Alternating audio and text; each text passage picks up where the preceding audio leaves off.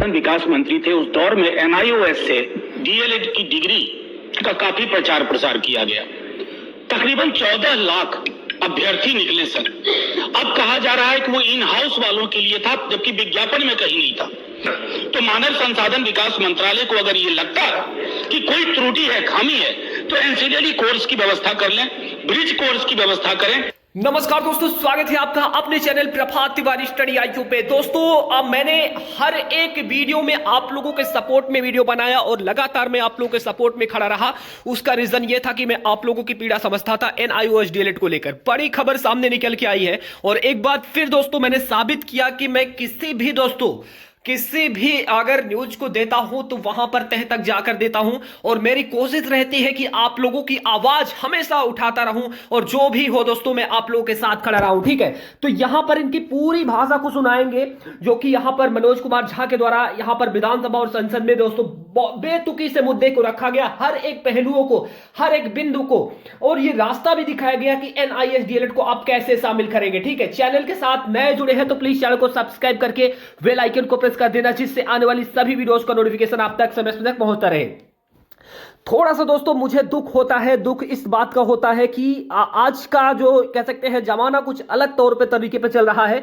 जिसका सपोर्ट करो वही आपके पीछे दोस्तों पड़ा हुआ है। मैं आप लोग के सपोर्ट में लगातार शुरू से ही रहा हूं, वीडियोस बना रहा हूं और जो भी अपडेट आ रहा है मैं दे रहा हूं, लेकिन आप लोग सपोर्ट नहीं कर रहे हो। कुछ कमेंट्स ऐसे आते हैं जो काफी हर्ट कर जाते हैं और ये सिखाते हैं कि भैया आज के जमाने में अगर किसी का यहां पर भला करोगे तो आपको ही दोस्तों पीठ में खंजर भोगेगा। ठीक है, बहरहाल कोई दिक्कत नहीं दोस्त, होता है जब पैनिक माहौल होता है तो जाहिर सी बात है कि वहां दिक्कतों का सामना करना पड़ता है, आप लोगों का मूड ऑफ हो जाता है, इसीलिए कुछ कमेंट्स करते हो। ठीक है, बहरहाल कोई फर्क नहीं पड़ता दोस्त, हमको शामिल कराना है एनआईओएस डीएलएड को तो शामिल कराना है। ठीक है, एक काम कहूंगा, आज आप लोग इस वीडियो को जितना ज्यादा लाइक कर पाए लाइक कर दीजिए और चैनल को सब्सक्राइब करके दोस्तों बेल आइकन को और एनआईओएस डीएलएड जिंदाबाद का कमेंट जरूर कमेंट सेक्शन में मेंशन करना। आपसे हाथ जोड़कर निवेदन है क्योंकि थोड़ा सा मोटिवेशन मिलेगा, क्योंकि हम लोगों के मोटिवेशन के कारण दोस्तों यहां पर आज संसद और विधानसभा में मुद्दा गुजा है और यहां पर जल्द ही आपको एनआईओएस डीएलएड शामिल देखने को मिलेगा। ठीक है, आप सभी को बताना चाहता हूं कि एनआईओएस डीएलएड को लेकर दोस्तों एक बड़ी दोस्तों यहां पर बहस छिड़ी जब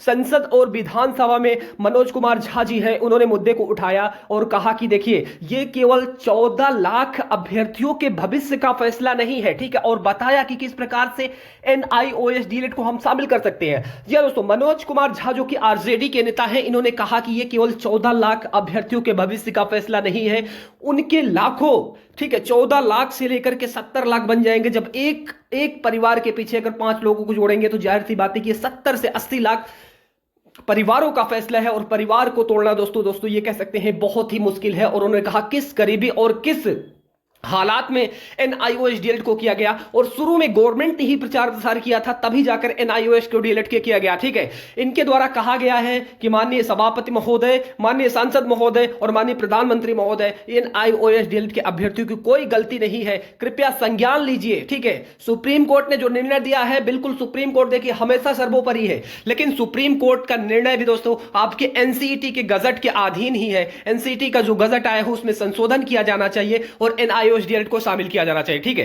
पूरी दोस्तों वार्ता यहां पर जो हुई है उसका सारांश मैं बताऊंगा। ठीक है, और यहां पर दिखाऊंगा कि किस प्रकार के एनआईओएस डीएलएड को लेकर मनोज झा जी है बहुत ही दोस्तों पैनिक दिखे और उनके ही दोस्तों आंखों से आंसू निकल आए, क्योंकि 14 लाख वो मजदूर के बच्चे हैं, वो किसान के बच्चे हैं जिन्होंने एनआईओएस डीएलएड को किया है। ठीक है जी दोस्तों, एनआईओएस डीएलएड को लेकर के जब यहां पर मंत्रणा चालू हुई संसद में, लगभग दोस्तों आधे घंटे तक इस पर बहस चली। बहुत सारे नेता सपोर्ट में आए और खासकर वही नेता सपोर्ट पे आए जो जमीनी लेवल से जुड़े हुए हैं, जो गांव लेवल से जुड़े हुए हैं, वो सपोर्ट में दिखे और कहा कि देखिए एनआईओएस डीएलएड को शामिल करने के कई सारी तरीके हैं। बीएड के साथ जैसे ब्रिज कोर्स कराया जाता है वैसे ही इसके साथ भी कोई एक्स्ट्रा अगर सरकार चाहे तो कोर्स करा सकती है, लेकिन एनआईओएस डीएलएड को दोस्तों बाहर नहीं कर सकती है। ठीक है, तो बहुत ही दोस्तों ये कह सकते हैं हमारे मुद्दे को दोस्तों रखा गया और संसद में सुना गया। और एक चीज बताना चाहता हूं, ठीक है, जितने भी अभ्यर्थी हैं अब आप लोग अपनी तैयारी शुरू कर दीजिए। ठीक है, आगे मैं बताऊंगा कि क्या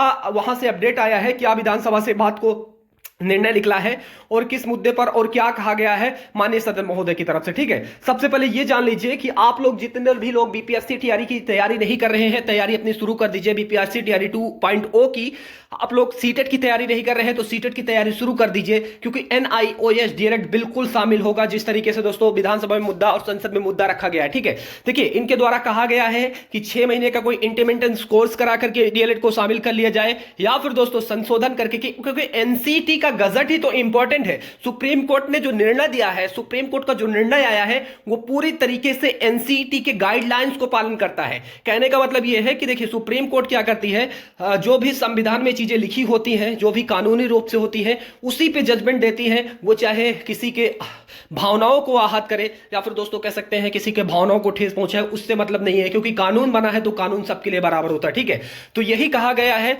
मनोज कुमार झा की तरफ से कि एनसीटी का जो गजट है उसमें संशोधन किया जाए या फिर कुछ इंक्लूड किया जाए, ऐड किया जाए, लेकिन जो है सपोर्ट जो है NIOS डीएलएड के अभ्यर्थियों को किया जाए। ठीक है, इसके बाद सभापति महोदय ने तमाम बातों को सुना, तमाम जानकारियों को सुना, और जब पूछा कि NIOS डीएलएड का क्या मसला है, तो जो सरकार के पक्ष थे उनका कहना है कि देखिए NIOS डीएलएड के हम भी सपोर्ट में हैं, लेकिन सुप्रीम कोर्ट ने फैसला दिया है तो सुप्रीम कोर्ट के फैसले का भी हम सम्मान करते हैं। उसके बाद तुरंत ही मनोज झा ने कहा कि देखिए सुप्रीम कोर्ट के फैसले का तो हम भी सम्मान करते हैं। ठीक है, सम्मान तो हम भी करते हैं, लेकिन उस समय सम्मान कहा गया था जब SC/ST एक्ट को लेकर के सरकार ने कानून लाई थी।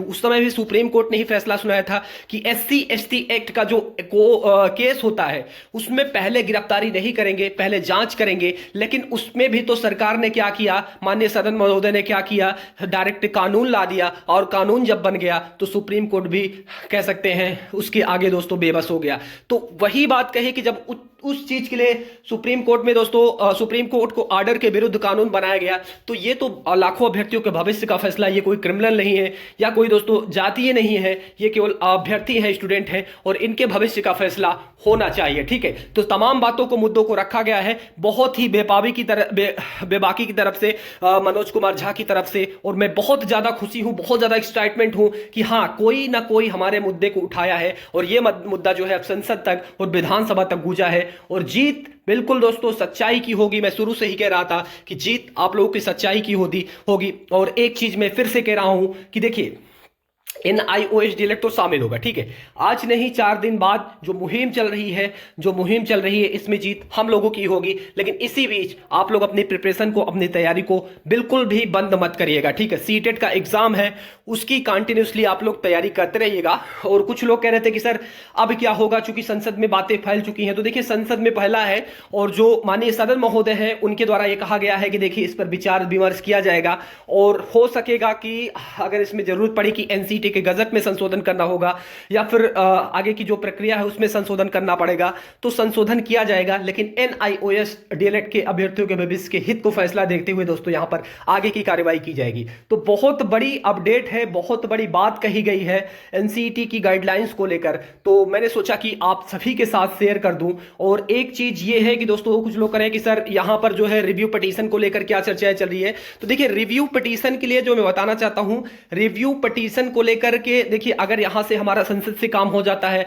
मानिए कह सकते हैं कि गवर्नमेंट से काम हो जाता है, तो रिव्यू पिटीशन की कोई जरूरत नहीं पड़ेगी। रिव्यू पिटीशन तो करेंगे, और उसको तो अगर सरकार नहीं मानती है तो रिव्यू पिटीशन के लिए हम जाएंगे। लेकिन हम लोगों की पहली प्रायोरिटी क्या है, हम लोग की पहली प्रायोरिटी ये है कि जितने भी NIOS डीएलएड के छात्र हैं उनको गवर्नमेंट्स के माध्यम से या फिर कहीं से भी हम शामिल कराएं। ठीक है, तो वही बात है दोस्तों, मैं बहुत ज्यादा शुक्रगुजार हूं मनोज कुमार झा जी का। और मैं एक चीज कहूंगा यार जाते जाते कि प्लीज आप लोग थोड़ा सा वीडियो को शेयर करना और एक कमेंट्स अपना जरूर लिखना इस कमेंट सेक्शन के अंदर कि हाँ NIOS डीएलएड जिंदाबाद, जिंदाबाद के नारे से पूरा कमेंट सेक्शन भर जाना चाहिए। आज दोस्तों यहां पर सच्चाई की जीत होती नजर आई है, और जाहिर सी बात है कि हमको जल्दी सफलता मिलेगी। चैनल के साथ नए जुड़े हैं तो चैनल को सब्सक्राइब करना चाहिए।